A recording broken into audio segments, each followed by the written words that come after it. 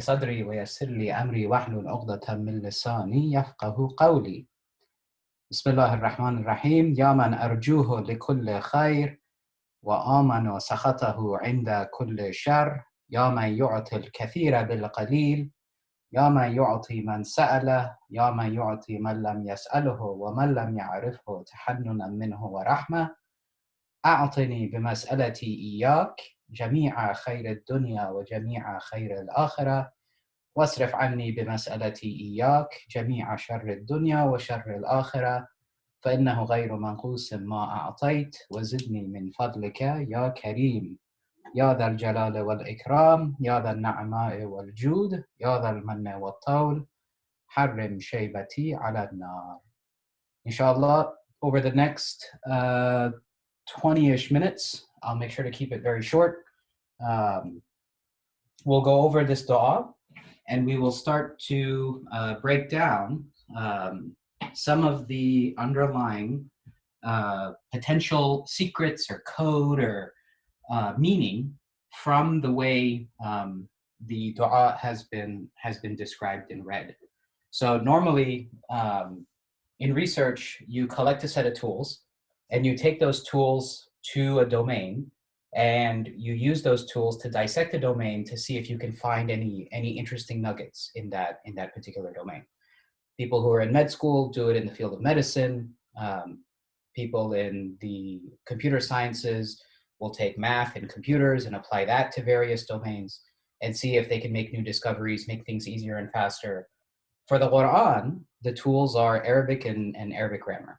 So the name of the game is, can we use the tools within Arabic and Arabic grammar to see if we can identify something more than just a translation in the du'as and the Quran that we read. So let's start. I didn't prepare a slide deck. I didn't have the time to. So instead, we'll just do this old-fashioned. Let me know if you guys can't see something. So first line, can you guys see? Or is it too light? Yeah, green is a little light. Okay, let me try this one.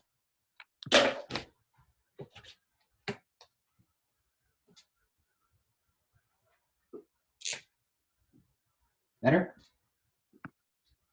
Yep, we can see that. Ya man arjuhu لكل خير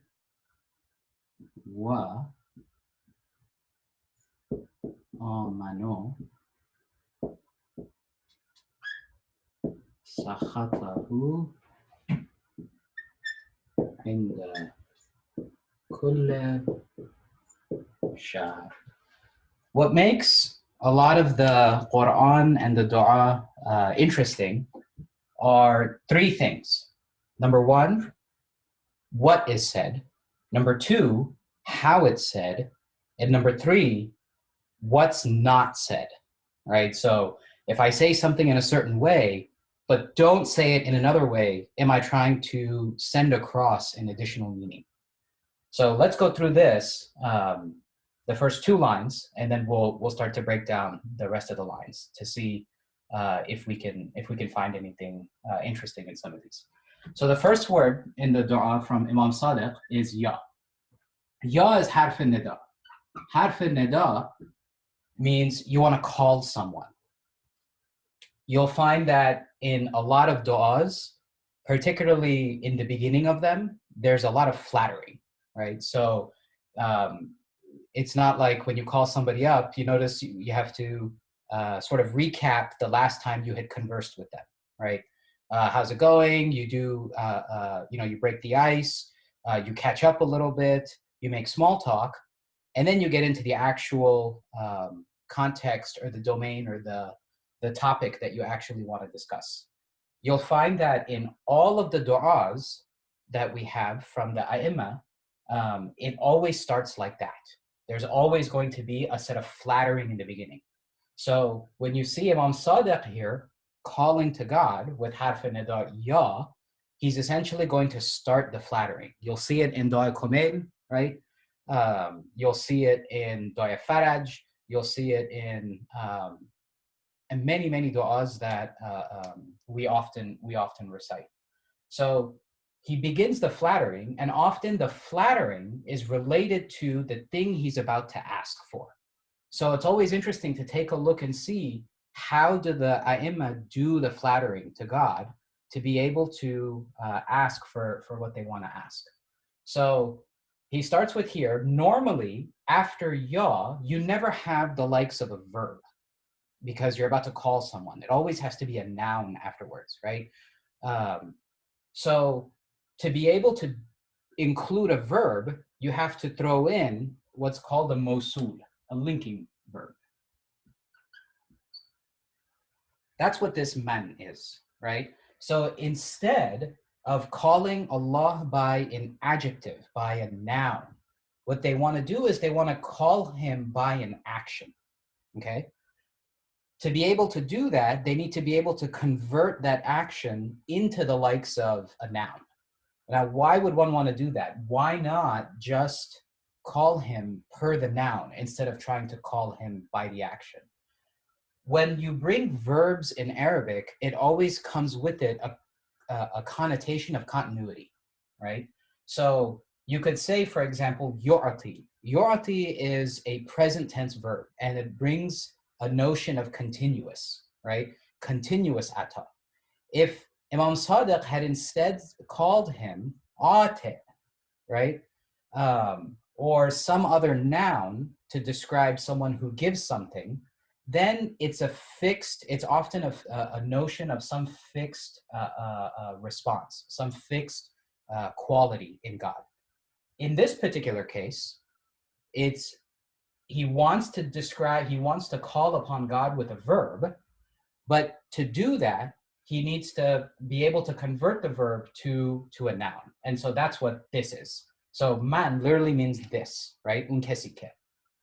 So, oh, the person that, arjuho. Now, what makes Dua Rajab different from a lot of other duas is the personalization of it. Arju and aman. You notice arju is coming from the word raja. It's barwazna af'alo, which means I hope. So there's a few things to point out here. Normally, when you're going to call someone, you don't call them from the perspective of yourself, right? Ya man arjuho. Oh, the person that I do something with. Oh, the person that I am interested in getting this kind of help with. And Dua Rajab does flip it when you get to the latter parts of the dua. But the first two lines are very, very personal. All right? So Imam Sadiq doesn't refer to God as the person who does something or as the person who can make something. He refers to him as, oh, the person that I go to, that I want something from, that I have hope in him. All right? The word Raja has a synonym, and you'll find it in Dua Rajab, right? So you have the word Raja, and you have the word Muna. Muna is also the name of the place that you go to when you're in Hajj, right? To be able to throw stones. What's the difference between the word Raja and the word Muna? They both have a notion of hope or a notion of wish, but there's a subtle difference between Raja and Muna in Arabic. Raja is hope that somebody has the capability to be able to pursue. So for example, for those of you in medical school, you want to become doctors, right? Your hope is to become a doctor. You have the capability to do it because you're in med school, you're studying for the MCAT, you're about to get into med school, you're getting ready for your USMLE, right? You're not a doctor, not yet. You have a hope to become a doctor, right? But you have the capability to be able to move ahead and make that hope, that wish, a reality. Muna is different. Muna has an element of what's called mutakhayyal in it. Mutakhayyal is sort of like imagination, right? So these are the far-fetched things. These are the things that are you may not have the capability to gain a wish that is the likes of Muna now, right? It's more far-fetched. But that doesn't mean it can't become a reality. So in Dua Komel at the end, right? Allah or Imam Ali says that بِعِزَّتِكَ اسْتَجِبْ لِي دُعَائِي وَبَلِّغْنِي مُنَاي وَلَا تَقْطَعْ مِنْ فَضْلِكَ رَجَائِي. Right?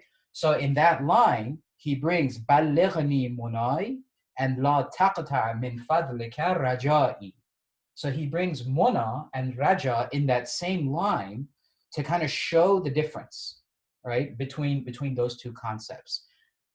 Muna has to become baligh, has to become mature, right? These are the far-fetched goals you have. So for example, you don't just want to become a surgeon, but you want to become the lead surgeon of, let's say, some hospital to make this kind of difference. I've been in touch with high-level government officials over the past 6-7 months, particularly those that were in responsible for a lot of the government's COVID response. Throughout my life, I've always seen things, kind of work from the bottom up, right? And that was my notion. My notion was always, to make something great happen on top, you have to have a lot of little things happen on the bottom that will eventually manifest themselves through some combined format and become this really big thing, whatever that goal is. But to see the folks who are looking from the top down, one of the program managers that that I had a few meetings with, she's one of the board of directors of Operation Warp Speed, right? So that was the U.S. government's primary response to building a vaccine for COVID-19. And to watch these people as to how they think from not, $1 million, $500,000, 5 staff, 10 staff, but we're talking about hundreds of millions of dollars, right? 50, 60, 100 people staffs that are reporting to them, 50, 60, 70 people staffs reporting to those 50, 60 that are reporting to them, and it just gets bigger and bigger and bigger and bigger. To watch and see how they have to think and provide guidance to the different tiers of folks to move the project ahead was amazing. That's where I really started to understand, what does it mean for something that's a wish, something that's just a sort of a vision, to actually, how do you make it a reality? And that's where this line of like "Balligh munai" really sat in for someone like me, right? You get to see this grandeur vision of, we need a vaccine present to vaccinate 350 million people in the United States, right?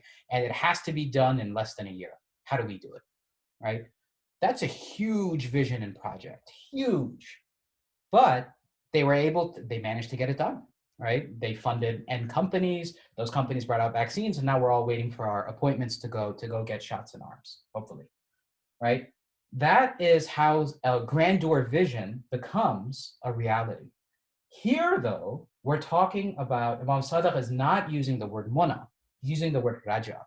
Raja is something more near term. It's something that you have the capability to be able to go and get right now, right? So now you just have to work through the process to be able to go and get it. So that's ya man arju ho, right? Who is ho here? Ho refers back to man, and it's God. So if we were to translate this now, oh, the person that I have this hope in, of which I have the capability to go and realize, right? For what? لِكُلِّ خَيْرٍ. So كُلِّ خَيْر means all goodness. What's interesting about the word khair is that it shows up in the Quran in a few different connotations. One is to say one thing is better than the other, right? So this is like for comparison. Other times it'll show up as a noun, right? Give from your goodness.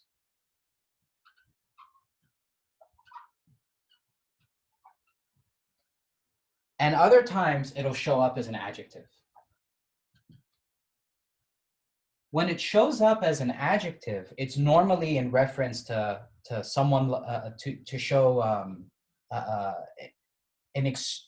the extreme quality of the thing that it's being described, right? So khairul hakimin means the person who is a judge, a hakim, right? But is the best of those judges. In this particular case, right, it looks like it's showing up as a noun, right? Because what's here for now, we'll come back and see it break down later. For now, it's absent, right? What is this khayr referring to? So it shows up in the Quran 178 times, actually, the word khayr in one of these three different forms. So it looks like in this particular case, we're asking for all that which is khayr. I'll come back to, I skipped this le here on purpose, and we'll come back to it in a second when we talk about the word inda. So now let's continue. Then he goes, wa amano sakhatahu inda kulli shar. So you notice one thing. He doesn't come and do this. Ya man arjuhu li kulli khair. Ya man amanahu. Ya man amano sakhatahu inda kulli shar. Right? Instead, he completely breaks this. He ditches that. And he brings just a vav. Wow.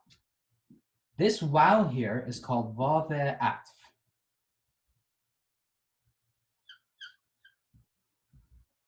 You have different types of wows. This one is atf.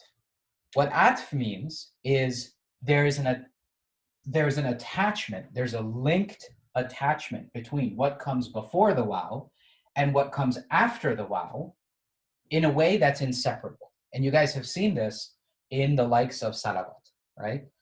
There's two ways that people often send salawat, right? There's Allahumma salli ala Muhammad wa ala Muhammad.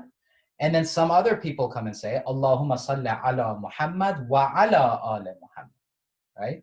So the difference between the two is that in one place you have this word ala repeat, in another one you don't, right? Here's ala Muhammad, and this one is ala ala Muhammad. Sorry, this one is just ala Muhammad. The rule for using vav atf, right, normally means that I need to, if I want to get this connotation of the two things are linked but can be separated, I should be repeating a part of the sentence that was on the left side of that. Like whatever you're connecting to. So in this case, Allahumma salli ala Muhammad. This vav is going to link to Muhammad. So if I want something to have some kind of a separation with wow, I'll take this word ala and I'll repeat it again. Now what happens is I brought what's called harf jar again after the vav atf. And what happens is now you have a gap between ala Muhammad and Muhammad because you repeated this word ala here. So it means that these two things could become separable. The reason we send salawat this way and not have that ala repeated is because we want to show no separation between the Prophet and his family when we send our salutations. Does that make sense? So we get rid of that word ala. We don't follow the rule of when a harf atf comes, repeat a portion of the sentence, right, to the opposing side. So that way you can connect the two things. So when you remove this, it shows more of a link between these two guys. In this case, this should have been either a whole separate sentence, but now that I brought atf, I should have brought man again. Right? But he didn't. He instead says, Ya man arjuhu li kulli khair, wa amanu sakhatahu inda kulli shar. But he doesn't bring this again. Because he wants to link, Imam Sadiq wants to link this sentence here directly to this sentence with no separation. And again, you notice the tense of the verb is still the same. This is a present tense me, arjuho. This is amano. Amano means I seek protection. I seek amn. I seek not refuge. That's a'udhu. Actually, that's my next point. Why not say a'udhu here, right? In the way we say it with a'udhu billahi minash shaitanir rajim, right? Why does he bring amn here and not refuge protection, but security protection, if you will, right? It's tough it sounds funny when you say it in English sometimes. Why the am type of protection versus the a'udhu type of protection? The difference is, for something to be ada, for something to be a'udhu, it means that if someone were to come after it, even though you're seeking refuge, you could still potentially hit that person, right? The way I like to think about it is an arrow, right? If the force field around me doesn't exist, I may be hiding somewhere, but if somebody shoots an arrow, I still may get it in the arm, right? But if I'm amn, then it's basically like the Captain Marvel, they can shoot an arrows like all bounce off you, right? So that's amn. It's right. It's always nice to tafsir dua and Quran with the Marvel universe. So wa'amanu sakhatahu inda kulli sha'r. But again, you notice it's still personal, right? It's still, I'm seeking this protection. From what? Here, Imam Sadiq is much more descriptive, right? You notice here, he doesn't describe what he's hoping. He doesn't actually talk about what he wants. He just says, I have hope, oh, the person in which I have hope in him for kull khair, right? Here, he's more explicit. And the person in which I am seeking protection from his anger. So he makes what he wants amnin very, very specific. What is sakhata? And what's the difference between having something here and not having here? For example, arju, happiness of him, right? Here he's explicit. He comes and says, I want amn from sakhat of him. Here he's not. He just says arju ho. He doesn't come and say arju, the happiness of him, whatever happiness is in Arabic, right? Sakhat is a type of, it's not just anger. You notice there's three forms of anger. There's the anger that gets your blood to boil, right? Where you become unhappy. There's the anger up to the point where your blood boils, where you say something, and then you regret what you say. I think we've all been through that with our siblings, with our parents, with our friends, right? They'll say something, and then all of a sudden you get so angry, you don't realize what you're thinking, and something just comes out of your mouth. What part of it's actually really interesting to study the part of the brain that gets active, right? When you get to that level of anger. There's another level of anger where not only does your blood boil and you say something, but your blood boils, you say something, and you return fire through some action, through some activity, right? Whether it's somebody gets hit, whether you throw something, whether you start planning and prodding for how to get back at them, right? That's an activity. That's sakhat. Sakhat is that third form of anger. It's not just the anger where you're angry, but you actually manifest it in action now. Not just through words, but in action. And we all know, right, that as the levels of anger, continue to, you move from the left spectrum to the right spectrum of anger, it becomes harder and harder to kind of clean up, right? It's like what is it called? A snowball rolling down a mountain in an avalanche as you go from right to left. So sakhat is anger to the point where some punishment could come, some issue could happen, right? So here, Imam Sadiq is making it very clear that the that I want from God, oh, the person that I seek refuge from. You notice he's double whammying here, right? He's not only flattering, but he's also asking for something, right? He's coming and saying, oh, you, the person that I want this from, right? Or you, the person that I want that does these kinds of things. So essentially, when Allah hears that, it's like, okay, so you want that thing. Of course, I want that thing. So in this case, وَآمَنُوا سَخَطَهُ عِنْدَ كُلِّ شَرٍ. The next thing to pay attention to, so now that we've gotten the word sakhata, is this word inda. You notice here, he says inda kulli shar. But here, he says what? Le kulli khayr. He doesn't come saying inda kulli khayr. Here's a lam to connect it to kulli khayr instead of the likes of the word inda. What's the difference?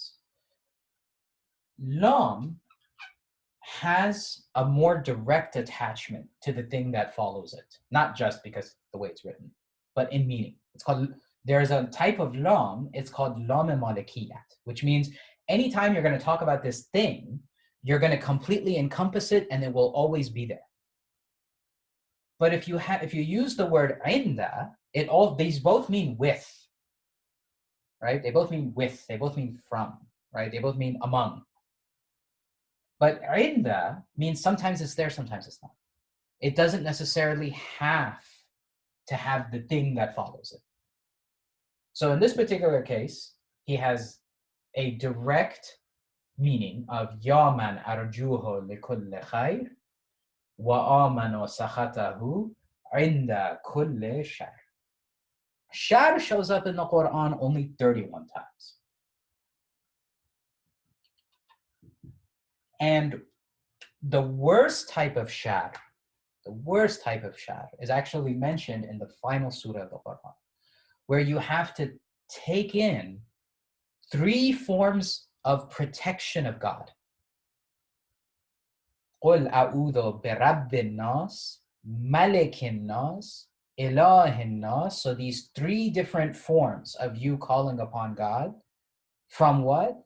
شَرِّ الْوَسْوَاسِ الْخَنَّاسِ. So among all the different types of shar that are mentioned in the Quran, if you're interested, go dig into Surah Nas and you'll find the one that requires 3 different calls to God for his protection against that shar. And what's nice about this one is, you notice here, it's kull khair and kull shar. So this khair here is all the different types that you can think of mentioned in the Quran, all these different things, the different connotations of it. And kull shar is all the different types of evils, including the one in Surah Nas. So far, so good? Any questions so far? Oh, we're out of time. So I'll leave the rest of the dua, inshallah, for the next month of Rajab. Yeah, you can see that as you dig in, it takes it has a meaning that's much deeper than what we just read every day. وَسَيَعْلَمُ الَّذِينَ ظَلَمُوا أَيَّ مُنْقَلَبٍ يَنْقَلِبُونَ صلى الله على محمد وعلى اللهم صل على محمد وعلى محمد.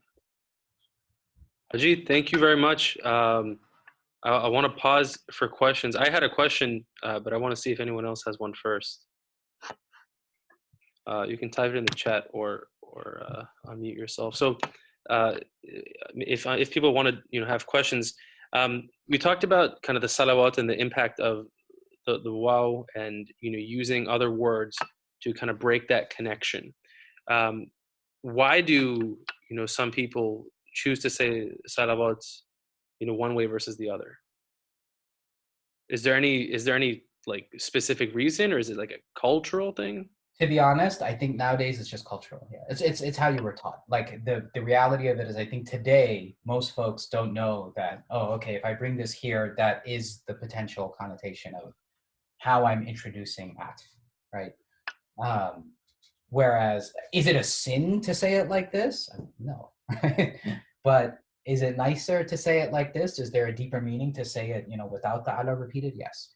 Do most people know it, even when they're saying it like this? Probably not. Mm-hmm. So yes, it's probably cultural. That's why people say it in different ways. Okay. Hidia is asking, what is the connecting lam called? This one? I assume so, yes. Yeah, this one I think is called lam malikiyat. I think. But I have to go back and dig into really books that I have stored somewhere to get a confirmed name. Maybe you guys can ask Sheikh Nabi. There's different types of lams.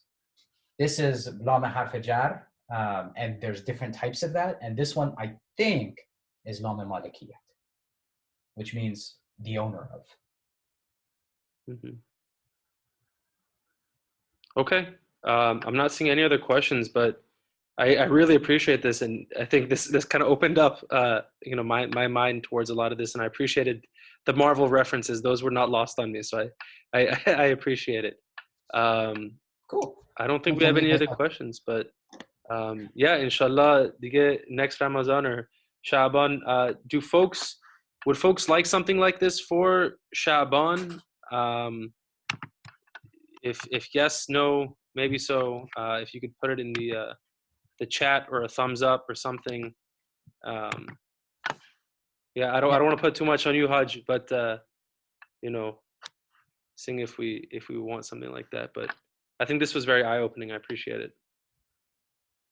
Cool. Yeah, Reza, you had originally asked for this, and then we went to Sha'ban. I said, let's do this first. Let's see if people are even interested in this. If they are, then we'll do. Sha'ban's a lot harder. Munajat al-Sha'bani is a lot harder. And you can see, it took 30 minutes just to go through 2 lines of this. And so what I'll do, if this is of interest for Munajat al-Sha'baniya, you guys could pick 2 lines or 3 lines and send it over, or I'll pick 2 or 3 lines if this is of interest. If not, then Assalam, I'll see you guys when I see you guys. I think we have a comment that says it'd be nice to go through Dua Kumail or other du'as as well. I mean, I would love to make this a series. I I don't want to commit you to anything yet, but I think people see the value in this type of discussion. So I appreciate it. Okay, yeah, we'll coordinate offline then, and we can see what these take time. So how much ever bandwidth I can free up, and then we'll put some cadence. Okay. We have another question. Is what's your recommendation for learning Arabic grammar? Oh, so I'll tell you how I did it, and then you guys can find your own routes. So it's hard to learn by yourself. Actually, you probably can't learn by yourself if Arabic's not your first language, because most of the references to learn Arabic grammar are in Arabic. Surprise, surprise. So Sheikh Bahraini had a class for me for half an hour every day. And then I would sit with Sayyid Qasim and go through listening to Arabic lectures to be able to combine the grammar with the speaking. Those are 2 very different things, but for me, that's what helped. The Sayyid Qasim sessions were like an hour and a half each every other day. This was at a time when I had I had more time. So Sheikh Bahraini, Monday, Wednesday, Friday for 30 minutes. Sheikh Bahraini, Monday through Thursday for 30 minutes. Sheikh Sayyid Qasim for hour and a half. I think Monday, Wednesday, Friday. And then, you just go through Sarf and Nahf, and then a more detailed Nahf. And then that should get you everything you need to then start at least. But some of the stuff I said today may be wrong. I should have probably started with that, right? So I'm not the expert here, but you know enough to at least get some of the surface. I hope that answers the question. Yep, I think so, and I think we're at time. So again, I want to thank you for your time, and inshallah, I know everyone kind of benefited from this, and inshallah, we can take from it with the remaining days of Rajab that we have left. Cool, inshallah. Keep us all in your du'as. We'll see you guys next time, inshallah. All right, thank you all. And again, we have a program on Thursday at 7 with Sheikh Nabil if anyone's available. Inshallah, we'll see you then. Assalamu alaikum wa rahmatullah.